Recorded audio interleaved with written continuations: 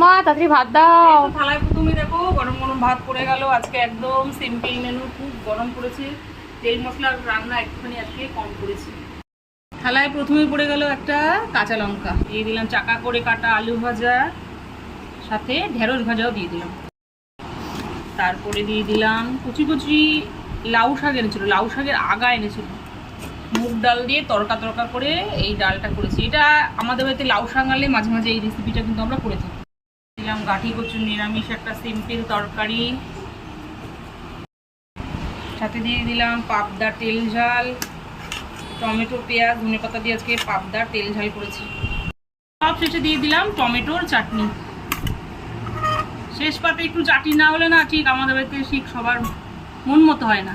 প্রথমেই থালায় পড়লো মুগ ডাল দিয়ে লাউ শাক, তারপরে পড়লো গাঠি কচুর একটা সিম্পল তরকারি, তারপরে পড়ে গেল পাবদার তেল ঝাল, সব শেষে টমেটোর চাটনি। না, সোমবারের একদম চমৎকার থালি পুরো রেডি। আর সঙ্গে অবশ্যই সিম্পল থালি করেছি, ডাল তরকারি মাছের তেল ঝাল 2 রকমের ভাজা চাটনি। নাও চটপট শুরু করো।